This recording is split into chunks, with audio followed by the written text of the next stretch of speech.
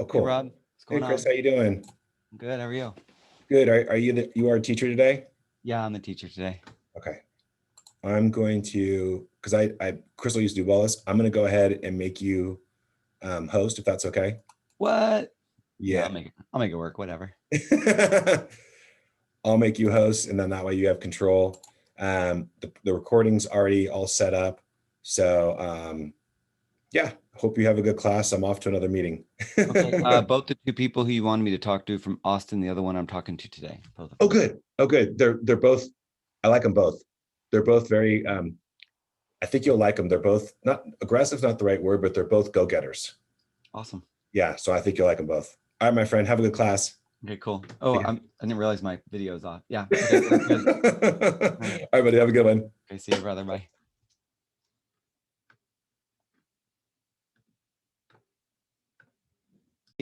We are resuming the recording, so this will be a recorded session. My name is Chris Alston. I am a expansion team owner out of Silicon Valley. I own Live Play Real Estate. It is based in Silicon Valley. We handle Greater Bay Area, and we have offices in Sacramento. So we're a mutual company between the two locations, averaging about 100 to 120 million in production for the year. I've been in real estate 25 years, 25 years, been a team leader for Keller Williams for 10 years and Keller Williams for 18 years. So I love Keller Williams. I love everything about Keller Williams. And I'm also a Keller Williams University and approved instructor. So today we're going to be talking about how to start your career, but in regards to seller appointments, which is kind of be near and dear to me. And the reason why seller appointments is near and dear to me, which I'm going to share the screen in just a second while we can kind of get ourselves helloed, is because the first contract or the first deal I ever got in real estate was a seller. And the second and third and the fourth and the fifth deal I ever got was a seller. And that made me very good with sellers, but really awful with buyers. And even to today's date, I am still awful with buyers and I'm good with sellers. It's not that I'm awful with buyers per se. It's just that my strength comes from working with sellers. My weakness is working with buyers. And so people on my team always take all my buyer leads. And so I end up not having any buyer leads. And so I never get a chance to get better at it. So today we're going to be talking about getting seller appointments. So again, my name is Chris. I'm from the Silicon Valley office of Keller Williams. And so welcome. I know some of you, I don't know some of you, but I want to say hello. So let's get ourselves started with the sharing of the screen. And I don't want to make this any bigger because if I make this bigger or if I change off the sides, I lose my desktop on my other side and I can't see the actual workbook that we're working off of. So I apologize if the formatting doesn't look correct, but tough. I need my manual on the other side. So good morning. So welcome. We are going to be running for 1 hour, and after 1 hour, you're going to be going into some of your self-study. So I want you to make sure that you've got your material in front of you and you're able to go forward. We will get through the information, and towards the end, we'll have a little bit of time for Q&A because I'll be more than happy to help and share with you anything that I'm doing to help you in growing your business, because that's the way we are. We do share within Keller Williams. It's the culture of Keller Williams. There's enough business out there that I could share with you anything I'm doing in order to get business and grow. Today, we're going to be able to create and present a listing presentation to secure a listing. We're going to examine ways that the marketing that we use and identify the characteristics and the pros and cons of what we're doing as far as listings, and create a piece of marketing material or show you that you could use Command to create marketing material. Now, this is only a 1 hour class. It's over Zoom. So I'm not going to actually be showing you creating the marketing material on Zoom, but I'm going to show you how to get to it so that the office could help you in taking it to the next step. And honestly, the reason why maybe I can't show you is because I might not know how to do it. Since I don't know how to do it, I don't know if I could really share it with you. The Millionaire Real Estate Agent book talks about the word leverage, and leverage says that if I could utilize other people to do certain things for me, then I can go out there and go and do more business, and then it makes more sense. But at the beginning of our career, we are in charge of our own marketing, our own prospecting, our own lead generation, everything. But as you grow in your real estate career, you may be less in charge of those items, and other people may be in charge of them.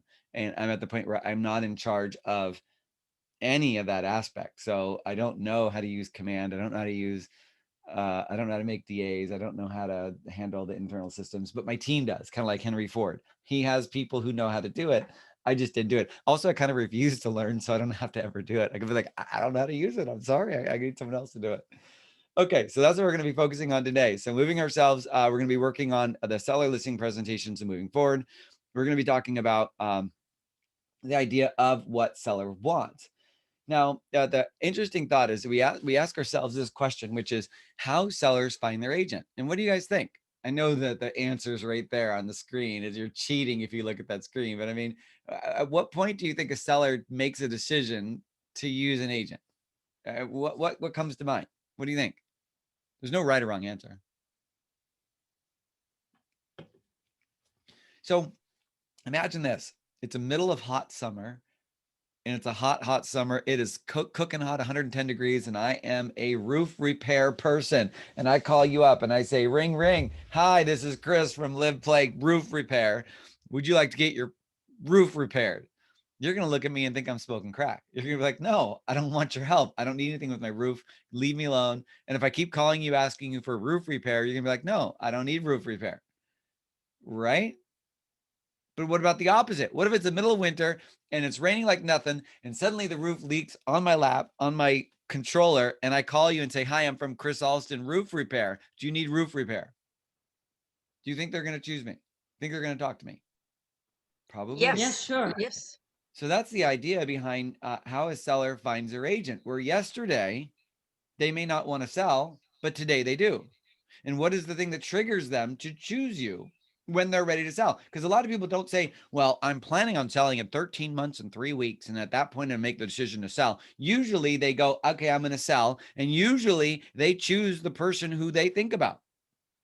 It says right here, and the profile of home buyers and sellers says 39% of people will refer a friend, a relative, or a neighbor when deciding to list a house. Now, the reason why is most people don't know real estate agents. And if they do know a real estate agent, they don't know how to give them business. It's like your friend who works at Google, or your friend that works at LinkedIn, your friend that works at Ace Hardware. You don't know how to give them business, and they don't ask you to give them business. Where do they work? Yeah, I got off work today. It was really tough. I had this hard work day. And they don't suddenly say, hey, could you refer me some business to Google? They don't ask that question. So no one ever does. So we're in real estate. We assume the person's going to refer us business, but if we don't ask, we're never going to get it. So a lot of times we're secret agents. Even though we say we're in real estate, we're in real estate, we're in real estate, we never ask our friends for referrals or for them to remember us. So our friends are being referred to other people because other agents are reminding your friends to refer them. So it says 27% is a personal contact by an agent. Now, what that means is that a majority of time, a seller will choose the first person that comes to mind when they think of real estate. Case in point, I have a friend of mine who I've known for 20 years, and I have continued to be a friend of hers. I helped her buy a little condo down off of Capitol. I kept in touch with her every month or two. She ended up getting married. He owned a house. She moved into his house, turned hers into a rental. I kept in touch with her. Should we sell? Should we sell? Should we sell? Josh Team, our previous CEO of the company, said 50% chance the people who you talk to on a regular basis will choose someone else during this time. 50% chance. When this person called me up, I texted her and said, hey, how are you doing? Are you thinking about ready to sell? She called me back, said, oh my God, you're going to hate me. And she listed her husband's house and her house with the same agent and moved to Reno within a period of 1 month since the previous time I talked to her. So that goes to show that if we're not staying in consistent communication with our clients, somebody else is. Somebody else is doing a better job. Now, it worked out okay because she forced and pushed and coerced her parents into using me, and we're listing her parents' house, which will be the same amount as those two combined into one house. But still, it really hurt my feelings that my friend who I helped her buy a house didn't end up using me. But the fact is that means that husband had a stronger relationship with his agent than the wife had with me, even though I thought my relationship was strong. So never take anyone for granted and don't go in any direction. Now, as you start seeing, your business is your database. So when you see this analogy or this graph, what comes to mind? What comes to mind when you think my business is my database and I see this? How are you treating your people in your database after I look at this screen? What are you thinking? This is the interactive part of the class. What are you thinking? We need to keep reminding them of us one way or another. We need to be creative and find ways to continue to connect with them. not nagging them, but just reminding them that we're there. Okay, sure. Well, the thought is, would you be surprised to learn that 75% of sellers only talk to one agent before they decide to sell? Yeah, that's surprising. That's really surprising. Yeah. 75%. So if you're going in, now this is an interesting thought. Okay, so 75% talk to one agent, and then 15% talk to two agents before choosing. A lot of times, if you're going into a listing presentation, this is just my experience, okay, there's no science behind it. If you're going into a listing presentation where there's another agent, you may be agent number 2. You may not be agent number 1. And they're interviewing you to see if to validate they're okay with using agent 1. And you have a harder job of giving a listing when there's 2 of you than if there's just 1. So when you go into a listing presentation and there's other people, it's like, oh crap, because now I've got to be able to compete, and I may not be the number 1 agent. It may be their friend, and they're interviewing me to make sure that they like the relationship they have with the previous person. Isn't that a weird thought? So as you start moving forward in your real estate real estate career, you'll start hearing and feeling that. Now, just as a side note for everybody, nobody's cameras are on, which is totally okay. But don't worry if you want to turn on your camera and put a baseball hat on, put a hoodie on, cover your head. I don't care. I have team meetings every morning where we have our 10 or so people on the team. I make everybody turn on their cameras because it makes it interactive and I can see, because I don't know if you're there, but if you want to turn your camera, I'd love it. I'll pick on you. I mean, I'll say hi to you, but if not, it's okay. But I enjoy seeing everybody if you're up for it. Okay, so but the idea is you'll be surprised to learn that 75% of sellers only contact one agent before, and a majority of my listings that I get are come list me calls. Now, what do we call what is that? What do I mean by a come list me call? What is that term? A come list me call is someone who calls and says, hey, we need you to help sell the house. Can you come over today so we can see what it would take to get it on the market? And there's no listing presentation. Now, have any of you had a come list me call? No. No, but I aspire to one day. Do you believe in the Holy Grail? Do you believe that that's possible? Absolutely. So it is absolutely available. But if you are not keeping in touch with your clients, sending them information, sending them mailers, etc., then you will not get the come list me call, because what you're doing is you're dripping on your clients over 2 or 3 or 4 or 5 or 6 years about who you are and what you do. So when they want to sell, they already know who you are. You don't need to tell them what you're going to do because they already know. Everyone says, well, what do you do on a monthly basis? Well, I send a monthly mailer. I call everybody once every 3 months. I send a note card once every 3 months. I send a little postcard once every 3 months. I write some BS in the back. Hey, yo, what's up, dog? And I write that out once a month or once every 3 months. We send out an email every Monday morning. An email goes out to all like 13,000 people in the database or whatever it is. That's because there's a lot of buyers out there and it's a big team. I'm not saying my database alone. We send out, our mailers, and our mailers look like this, Happy Mother's Day mailer. And I have like, little thoughts and things that we say in regards to what it is. So when you get the come list me call, you just get the come list me call. And like the example of come list me calls are, we have a property down in South San Jose. That was my friend who ended up going with the husband. And she said, oh my God. So I told my dad, he's got to use you. So when I talked to the dad's like, yeah, we want to be able to talk to you. Let's see what we can do. Immediately go out there, immediately talk, immediately get in a conversation. And there's no way that they can talk to anyone else because you're giving them everything they need and talking to them every day. Because we found that Josh Team said the first person to the appointment, the first person to the Zoom appointment, the first person out there is going to be the person who gets it a lot of times, because during these COVID times, sellers aren't wanting to meet with 50 people. They just don't want to. If you can meet with one and they can meet all their terms and ideas, it's great.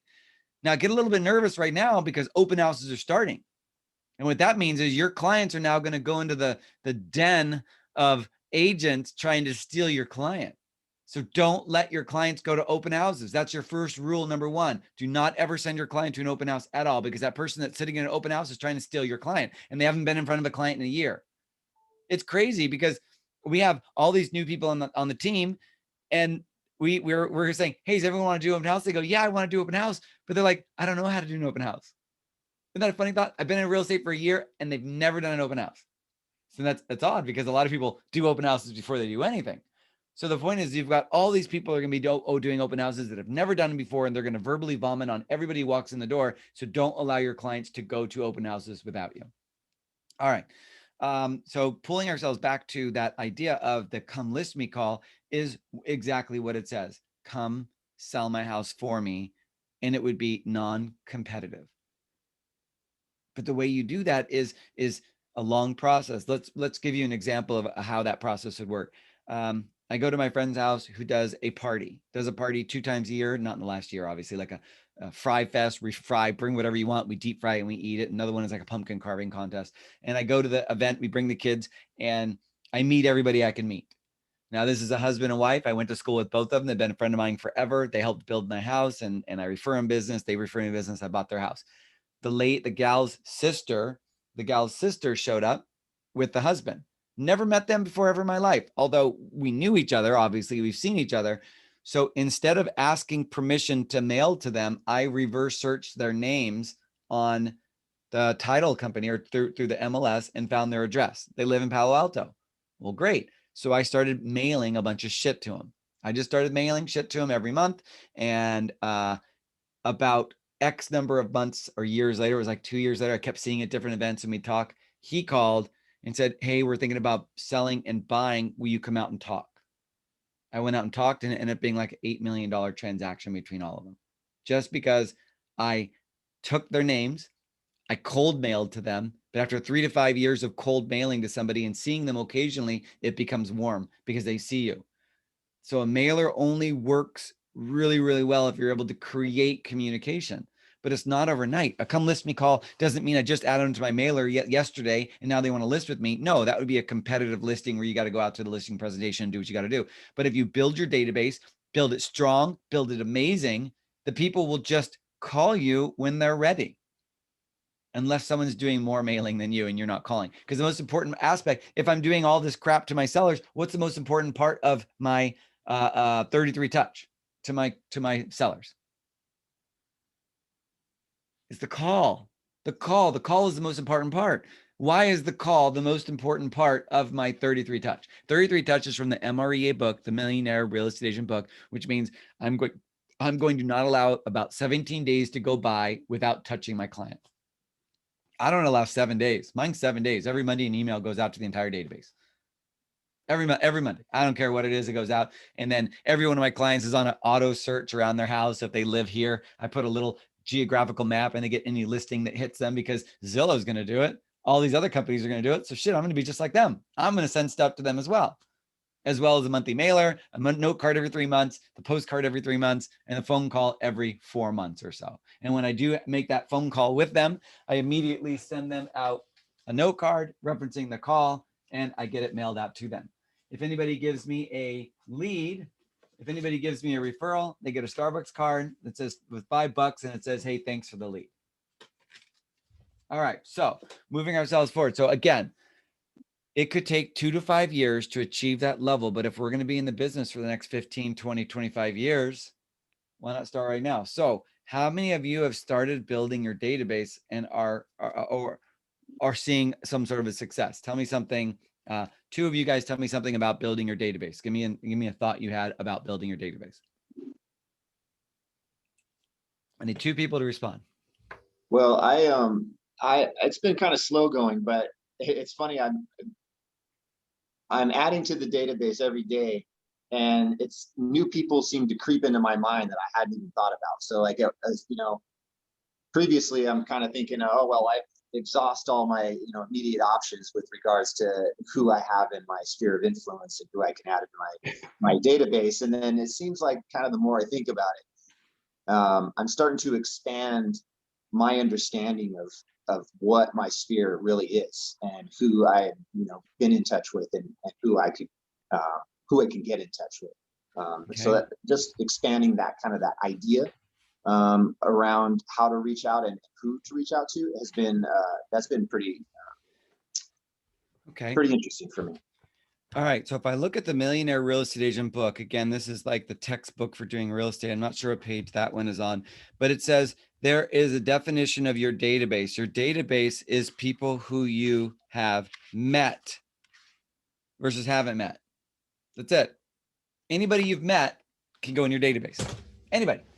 So I added my dentist to my database. I didn't ask her. I just reverse searched her. I found that she lived in 3 different properties. So screw it. I added all 3 properties to my database. And then what I did one day was when I was driving around and looked to see if I could see what looked like it was a rental or whatever. It doesn't matter. I added it. And in adding it, I ended up selling her $2 million triplex. She moved up to Seattle, and I could have sold her business practice, but I don't do business ops. And I took over the property management for her property that's here local. And so I was able to get a big transaction, and I didn't even ask for permission. And that's the biggest thing. Do not ask for permission. Just beg for forgiveness. Don't even ask for anything. Who cares? If you find someone, find their address, mail it to them. It's that simple. That's a database. So when you think of people who you know, add them to your database. It's that simple. And then type in who they are, and then figure out ways to find their email, because email is the next step, right?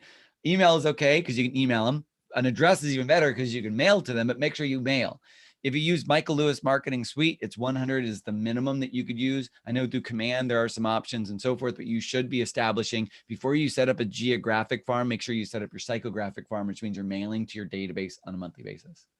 But that's good. Add everybody you can think of when you're driving around your dry cleaner. I added my dry cleaner. My dry cleaner became a buyer, but it just, the market's just a little too crazy. But because I mailed to the dry cleaner, I just mailed my crap to the dry cleaner. I don't know where to send it to, so I just addressed it to her and mailed it to the dry cleaner. Because that's a question I was actually going to ask you, just on a technical level, because I was just in Men's Warehouse the other day and had, striking up a real good conversation with the guy selling me some clothes and talking about real estate. And I'm able to give him my contact information, and I got his card, but it's, his card from the business. And I, wasn't sure how to reach in further to actually ask him for his personal information, and if he'd mind if I add him to my database. But what I'm hearing is that doesn't really matter. I go ahead and either, number one, find him, and I'd like to know the tool that you use to find a person if you have like their business information. And number two, if not, just send it to their business. Okay, so we always, number one thing, never overthink it. Number one. Okay, so if you overthink it, you get analysis paralysis is what it's called, right? You're over analyzing. You won't make the call because you'll think about it. So you've got this dude, you've got his business cards, you got an email address. So now if you set up a weekly email, you could email to him. You could try to communicate with him that way. You can cross-pollinate that and maybe find him on LinkedIn. That may be a way, or cross-pollinate, find him on Facebook, whether or not you're ready to be friends with them on Facebook, some random dude at Men's Warehouse, because I guarantee it. Oh, wait, no, that was George Zimmerman. That was the old days. It may be a little bit strange, but the idea is you've got this person, give yourself a tickler every week to try to find additional information about them. The search tool, you could just go to the MLS. So MLS listings are pro MLS listings, and you click on the button Real List. And when you click on the button Real List, you just type in their first name or their last name and see if something pulls up to see if they actually own a house. And if they own a house, then you can go, if you are not sure if it's the same person, look at the address, go stalk them on Facebook, see if they posted a picture at their house or around their house or in front of their house, and see if it's the same house as the address. And then you can cross-pollinate and it's the same person. But again, you don't want to overthink it too much, because your idea is, I've got to add people every day. I got to get my database up to, like Gary Keller says, get it to 500 before you hit delete. So you got to try to get to 500. So right off the bat, you got to try and get it to 100 as quick as possible. So everybody counts, everybody matters. Even the people will never buy or sell, they may end up buying or selling eventually or at some point. You know what I mean? So on the note of sending them and contacting them with that mailer, like for you, it's the weekly Monday mailer. And you mentioned that you can pin these people and kind of really generate a personalized email. What do you use to populate that for such a large database? I mean, does every single person in your database, when you send that Monday mailer, have literally a very targeted marketing message?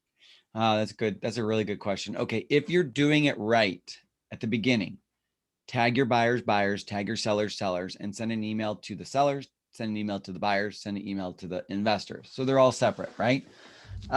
For people like me, who the database is so big, I just send the same generic message to everybody. Every Monday morning, I use MailChimp, and we may get out of like 14,000 emails every Monday, we maybe only get like 5 unsubscribes a week, roughly. But these are buyers and sellers who we've paid for to buy ads. Like you can do it through command over time. So it's not necessarily fake people, they're real people, but occasionally you get unsubscribes. So that's the major emails. So 1 week, it's a lot of buyer side, but sometimes there'll be seller side emails, and we, send out information that would be bought on the secondary market that we use to send. So we're not really writing anything. We're just writing something that we think is of value.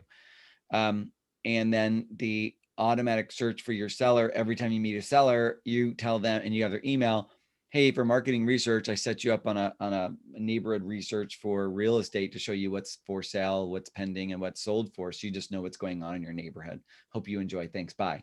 And you can set that up through the MLS, and you can also set it up through command. And so either one of those could do it. So then they get just a weekly or an email whenever something new hits their neighborhood that would match. So that the reason why that matters is because that email comes in your name, and it's another touch. So you want to make sure everybody has it. Now the buyers get the buy sides, right? Buyers get buy sides, but sellers get listings, and you just want the geographic based around that client's house, because you want to make sure that they see you and they don't have to go search on Zillow, to find information about, houses. You want them to go to you. You want to be the advocate. There's nothing Zillow does. Zillow is just a piece of crap. It's just a website that aggregates information and gives it out. It's not a real life person. So you want to be that real life person because you want them to go to you and not some aggregator. Okay. Now, if we look at I hope that helps answer the question, by the way. But I'm always available for more and more questions. Anything you guys want. Okay. What sellers want from their agent, from the profile of buyers and sellers, it says they want to the client wants you to help them sell their house. So it's, you understand, what is a first impression? What does a first impression look like? I mean, besides being professional, friendly, likable, sellers have this specific objection that they want to know to help them achieve. And a lot of times they want pricing. They want to make sure that you can sell the house within a specific time frame, that it's going to be competitive. And also, can you help them fix up the home before, and can you help find the buyer? So it's like, if you're going to meet a seller, you need to make sure that you verbally vomit all of those terms to the seller in some form or fashion in the conversation. But you can't suddenly say, hi, my name's Chris. I'm helping sell your market. It's going to be really quick. We're going to sell it competitively. I'm going to help you sell it for a lot more. I'm going to make it look good. I'm going to help you find the buyer. Do you want to use me? They're going to be like, who the F is this guy? So, but you need to be sure that those are the things that a seller wants. So you're not going to want to try to talk about, helping find the buyer as the first aspect of your conversation. You want to make sure that you would say how you're going to help them market their home. Now, we know that marketing the home isn't going to be the primary ability to sell a house, because price is the primary thing, right? If you price it right, it's going to sell. If it's not priced right, it's going to sit. We know that. But sellers still want to make sure their house is marketed. So if I'm going to, I don't know, take pictures with my iPhone and I don't know, like not stage it, not clean it up, not do anything to the house, am I helping them understand that I'm going to market their home? Isn't that a weird thought, right? If all I'm doing is putting on the MLS, putting a yard sign up, and praying that it sells, am I doing enough to make them believe I'm going to help them sell their house for the highest possible price? Now, you do come across those crappy listings where you look and you go, oh my God, you can see the guy in the mirror. He's taking a picture, or the dog's in the picture. Oh my God, the guy's in the picture. We see those all the time. It's because sellers only talk to one person majority of the time. So they don't know any different. So the agents, then there are the agents that show that, oh, look at this. I did this video and I did this and I did this and it looks amazing. And look how amazing I am. It's not that they're going to get more business, because it doesn't matter how amazing of an agent you are. If you have no clients, you have nothing. And so they may have one listing and they make it look amazing and make it look like they're awesome and they're great. And then they're not in the business next year, even though they had the most amazing listing they've ever had. When you go on the MLS, I mean, the clouds parted and the sun shined down on your computer when you're looking at this listing. But that doesn't determine success or failure. Success in real estate is how many people, when they think of real estate, they think of you. Because there are awful agents out there that do a lot of business. I mean, awful. There are agents, when I look at their listings, like, oh God, it's that agent. I don't even want to write on this person. I don't even want to talk to that person. I don't want anything to do with them. And when they call me, I'm like, yeah, right. Of course, I allow the seller to make whatever decision they want to. But when they call me, I'm like, this punk's calling me. Because if we're going to be in this business 20 years, you're going to get to know agents you don't like. and they're going to get to agents that you really do like. But long as the story short, there are going to be crappy looking listings and good listings. So but that isn't what creates long-term success. Long-term success is when clients think about real estate, they think of you. That's your success. So don't sit here and worry about, oh my God, am I going to be able to market? Am I going to be able to do this? Am I going to do that? No, your idea is I got to grow my database as big as I possibly can and as wide as I possibly can. And to make sure that when they think of real estate, they think of me first, nobody else. The rest you can figure out. So don't worry about what am I going to do to market my house. But the first thing you got to do is you got to get clients. All right. But if you are meeting the seller, you need to make sure that you're going to talk about how are you marketing. So what are ways that you could market a house aside from putting it on the MLS and putting a yard sign in the front yard? How else could I market a house? This is the interactive part again. Social Facebook media. posts. Okay, Denise, you said Facebook posts. Okay. Hey, Yes. look at my new listing. It's awesome. Yay. Okay, cool. What else? Stage it and contact all the agents that are working in the neighborhood for other homes. If they are having buyers that are not interested in the listed home that they're showing, to refer them to Okay. you. All right. Stage it. Great. Make it look, polish it up, make it look good. Great. What else can you do? Inform all your database that there is this house. for Okay. Perfect. I'm forwarding my database. I'm sending an email to the entire database. Hey, yo, I got this listing. What's up? Come by, take a look at it. Okay. What else can I do? Invite neighbors to come for an open house. Oh, neighbor open houses are finally open this weekend and last weekend. Did anyone do an open house this weekend? Coming up this weekend, we are.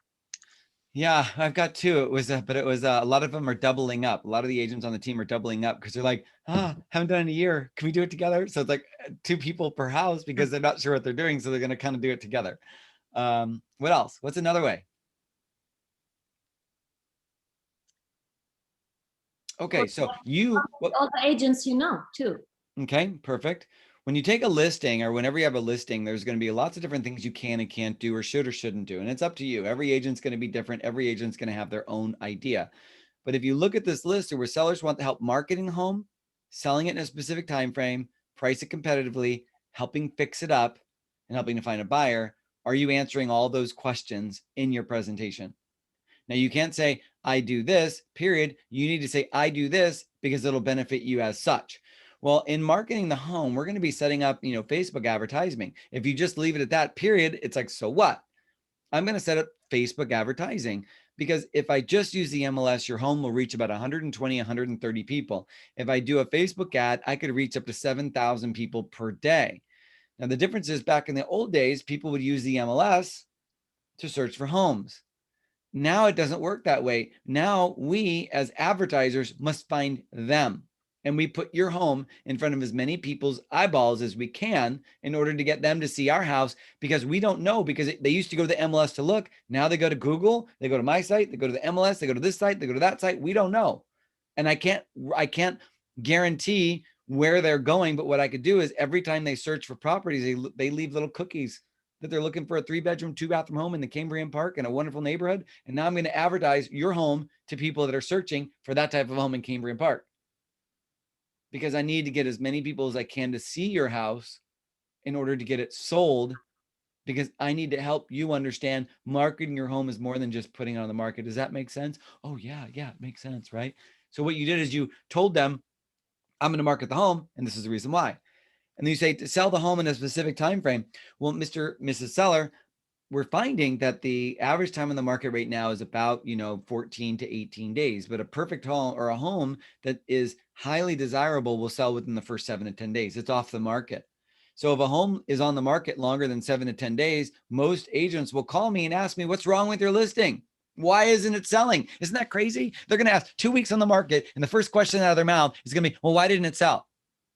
Now, as a side note, that makes me angry as a listing agent. If you call me up on my listing that's been on the market for 2 weeks and you ask me why it hasn't sold, like, why isn't it sold? Why are you priced too high? And you start telling me stuff, I'll be like, who is this person telling me how to do things? Now, I'm going to smile the whole time, but my smile is going to be fake as I'm talking to you. But the idea is, Mr. or Mrs. Seller, we need to make sure that we have the home marketed correctly so that it sells within the first week. Because if we don't sell within the first week, we're not at the right price point, and it may take a price adjustment to sell. You have guys know, you guys know if you see a property on the market for 14 days, the first thing you're thinking is, well, why didn't it sell? Am I right? Don't we all think that in this market? Yeah, I have a question regarding that actually. Sometimes some agents, they put a date, like they will be taking offers for 2 weeks, let's say, so they can choose the top offer. So having the house in the market for 2 weeks, not necessarily because it's not selling, it is because the seller is collecting more buyers. Yeah, okay, offer. so that'd be an extenuating circumstance. If that was a situation where they have an offer date that's 2 weeks out, then that'd negate my point. My point is if it doesn't sell within the first week and there's no offer date, then there's an issue.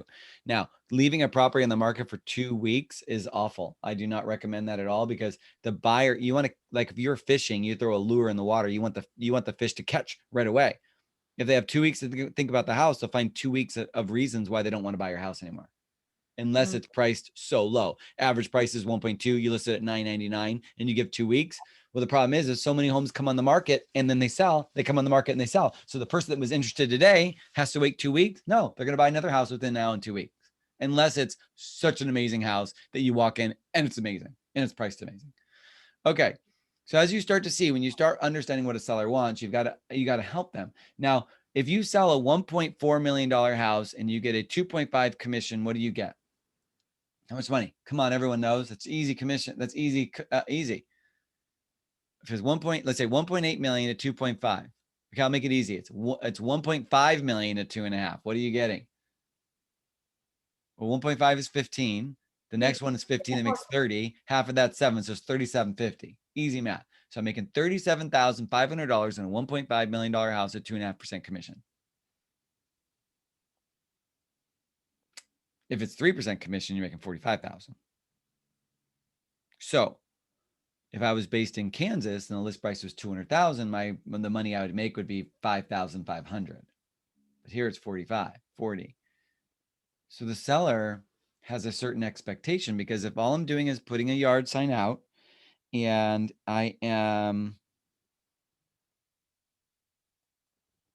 I'm putting a yard sign out and I am only doing that and I put it on the market, am I doing enough for 45,000? No. Do you see that thought? Do you see it? Because customers are getting smart. So are there additional things you could do? Could you make sure that the home's staged? Could you wash the windows? Get the carpets cleaned? Pressure wash the walkways and the sides of the house? Help them with delivering landscaping product to make the home look amazing? So as you see, there is an increase in so much that you could do in order to make sure you provide good value. All right, moving ourselves on. So the process of listing is you have a pre-listing questionnaire. The pre-listing questionnaire is basically some people send out information about, hey, are you thinking of selling? And what are the things you're thinking about? And then the client fills it out. So then you call them and set the listing appointment, which is, so the questionnaire is determines expectations, motivation, how soon they want to sell, etc. And once you find out that information, you schedule a listing appointment to understand how motivated they are. Are they really motivated? Schedule the appointment. Some people send a pre-listing packet, which means you send by email, by mail, you deliver, which sets the seller's expectation of the process of how it all works. And then you create a listing presentation and you go to the house. Sometimes you skip all of this and you may only go to home walkthrough listing appointment and that's it. There's none of that stuff before. But a lot of times people will send out a pre-listing questionnaire so they know what it is they want. Sometimes they ask on the phone. So when are you thinking about selling? Where are you going? What's this? What's that? What price point are you trying to get? What's this? That could be your questionnaire. It could be verbal. And after you get the questionnaire, you schedule the appointment for Thursday at 4. Okay, great. You may send them information, which is your pre-listing information because the client will read it. Therefore, your listing presentation may be shorter, because you're basically giving them everything you're going to do in a packet beforehand, which is available on command and other places, your listing packet, so that they can understand what their expectations are when you meet with them. The listing presentation, and then you go. I would say 99% of all my listing appointments, I do not share with them a canned listing presentation, like a printed one. What do you think of that statement? a majority, if not all of my listing presentations, my listing appointments, I do not open up my listing, the pamphlet that we print with all of our info. What do you think? Well, you're trying to create friendship like relationship with your client, and you talk about things verbally, you explain things, word to word, not in written manner. Okay, that's a good point. What else? What else comes to mind? Why am I not actually using it? Because also you already dropped the info before, right? So they have an idea what you do. Okay. All right. Sure. Those are all good answers. A lot of times I don't, because I don't need to, because it's a come list me call, right? I print out the listing presentation. I bring it with me on every single one of my transactions. I bring pre-listing presentation. I bring a printout from Zillow and Redfin and Realtor.com. I bring out what they price their home at. I want to see. I'll print out that site, because every seller is going to go and look at those sites to see what they think the value of their house is, and they're going to have it in the back of their mind. So I'm showing it to them right up front. This is what those sites are saying your value of your house is. I'm going to bring with me pieces of paper so I can write notes. I'm going to bring a calendar. I'm just going to print out a calendar of this month, next month, and the next month, so I can explain to them, if when do you want to close escrow and have the money in your bank? Well, I would like it to be July 1st. Okay, well, if we want to be able to have the money July 1st, we average a 30-day close of escrow. So then you show them on the calendar, that means we need to get into contract on June 1st. If we're in contract on June 1st, we need to have at least 10 days or so on the market, which means we're going to be on the market on May 20th. If May 20th is on the market, I need at least 1 week in order to get the property ready, which means you need to hand me the property on May 13th. And what day is today? Today is May 20th. So we're already 1 week behind. There is no way I can get your house on the market and get it closed by June 1st in order for you to sell. Do you get that thought? So you're trying to get them to understand, oh yeah, I get what you're saying. So it allows you to really see. Or if they were to say August 1st, then you're telling them that you got to hand me the house by June 16th. And they go, oh my gosh, that's 3 weeks away. I go, yep, I know it's 3 weeks away, but I'm here with you every step of the way, which is going to allow you to yada, yada, yada. All right. So, but the whole idea is I bring a listing presentation because you never know if I'm going to need it. But you don't want to verbally read and vomit off of them something that's already printed. So your idea is, I want to make sure that I'm providing value through the conversation. The conversation usually doesn't pull out that presentation. But again, the presentation is good to have. Okay, so before the actual appointment, I have this before the appointment. What am I going to do? Well, I need to make sure that I'm going to tell the seller what you bring. Like what I mean, when it says tell the seller what I bring, it means it states the value you'll provide as a listing agent. Remember that sellers have specific goals they want to achieve, and this is the first step to discovering their goals and telling them how you want to help them achieve their goals. So when I ask them sometimes specifically, what price point do you feel would be amazing if you sold for? I don't want to be caught in a situation with them asking me what I think the value is. That's dumb. So I asked them, well, what if someone wrote you a check today and said, I'll buy your house for this amount? What amount would that be where you'd be extremely happy? So now I know where their price point is, right? I need to know where they're saying. At this pre-selling, at this pre-about, you get confidence and you allow them to better understand the process when you start helping them understand what their goals are. Because your goal isn't to sell the house. Your goal is to help them achieve their goals. That's what agency says, right? My personal thoughts and ideas are not paramount to what the seller wants. So a lot of times this pre-listing packet can get a lot of those pre-listing jitters out, because you could send it to them and they can get the information and they can get themselves forward. Now the pre-listing packet is in your toolkit. So if you don't know where it is, it's in the Ignite Spark toolkit. And then you have the ability of pulling this up and getting it. So the first thing you should do right now is, if you don't have this completed, do it, get it done. I'm more than happy if you want to email it to me and I can tell you, hey, does it look good? Or I can tell you, I don't know, do some work. I'm happy to share with you any aspect in regards to what we're thinking on your pre-listing packet. So the next one is the actual listing presentation. Now the actual listing presentation is what is to get the seller to list with you. I'm trying to get them to list with you. So I got to create an impression that's going to help build. And again, this is going to be in your toolkit.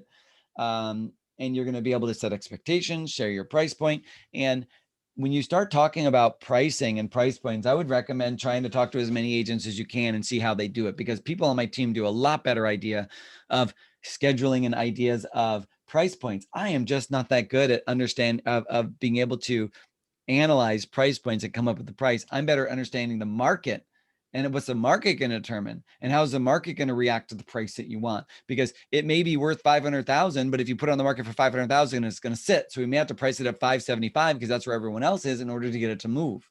So you got to understand the currents of the market, the way that it's going. So as you're doing this presentation or learning, it's trying to get as much info as you can so that when you're there, you look smart. Because when they ask you how many homes are on the market, you got to know the answer. How fast are they selling? You got to know the answer.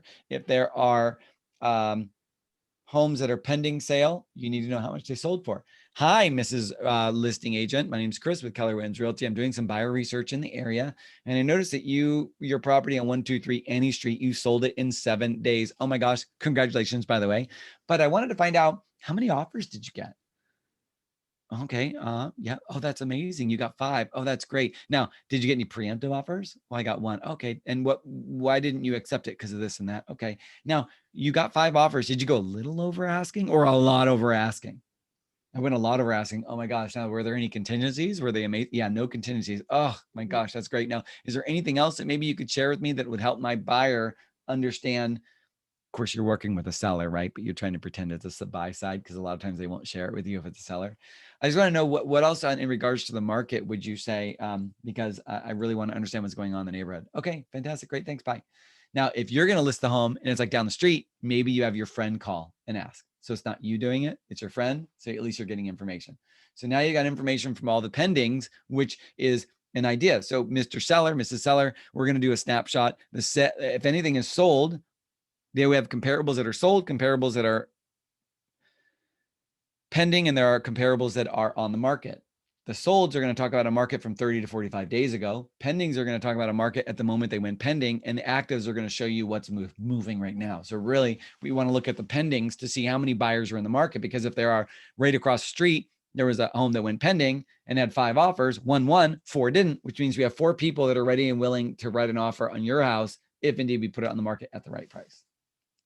So that's the biggest thing, is to help them understand a little bit of that. Now, the listing presentation you have, I really like a lot of the listing presentations which are on command.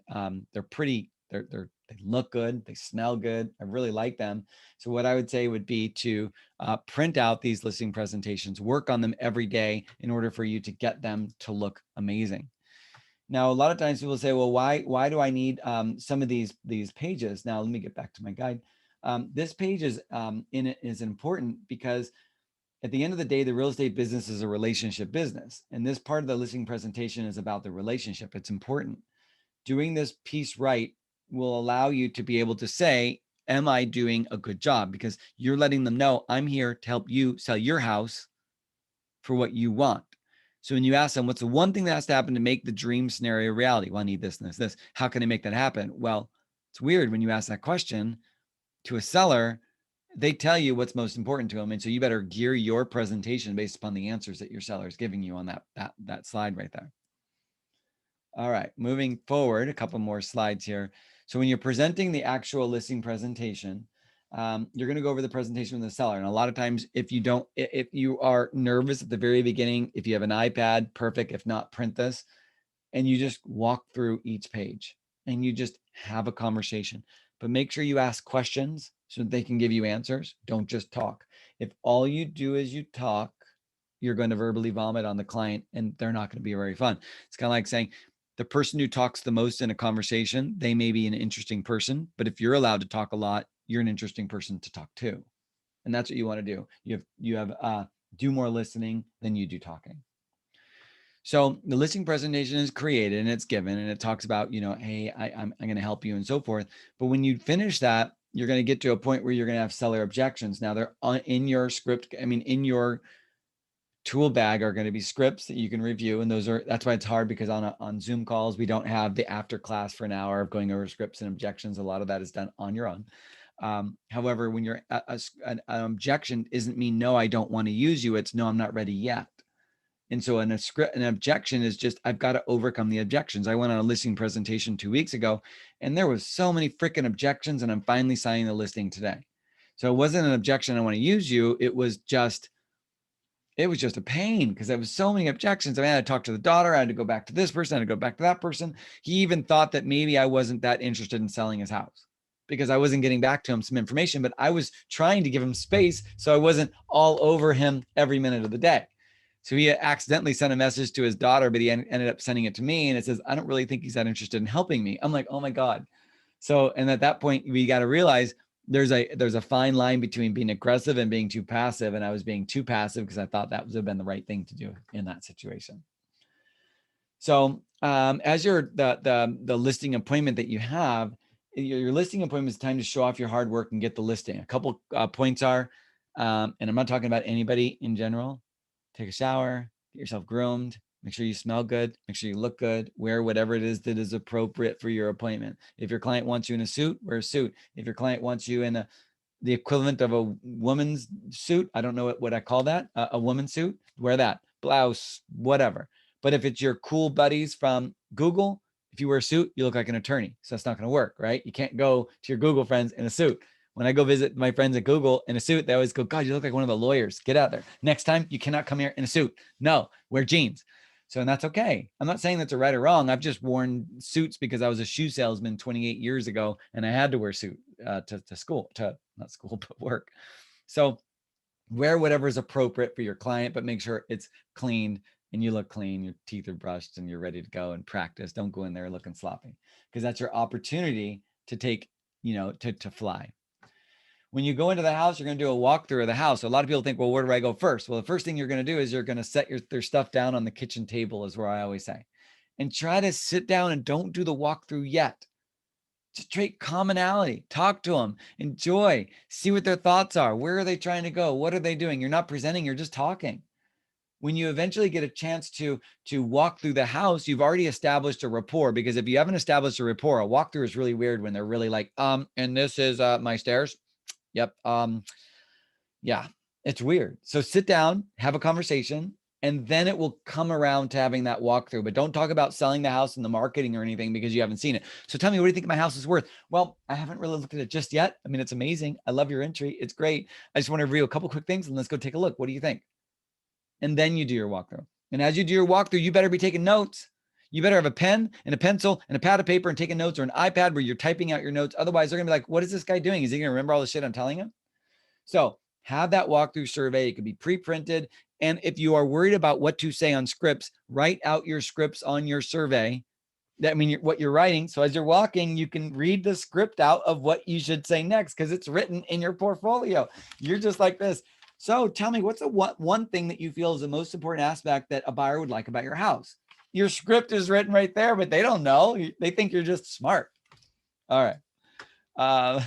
Moving ourselves through to the next one. So the idea is when you're trying to close the deal, this is the hardest part because you want to be able to ask for the sale, always be closing. And sometimes you sit there and you're not sure what to say. You're like, do you want to work with me? Do you want to sign a contract? I mean, it's like you go through all this presentation, you got to ask. So what I say is, so the next thing obviously I know that do you feel that I can help you sell your house? Yes. Or you say, well, really, I'm really excited about getting ourselves moving and getting on the market. But the first thing we got to do is got to hire me. Are you ready? Sometimes I ask that question because I just want them to hire me. I want them to be ready for me immediately. So the closing is going to be one of the most important parts. Now, if you send me your presentation to look at, I'm more than happy to send you back this sheet, or if you email me, I'm more than happy to, which gives you some ideas for closings.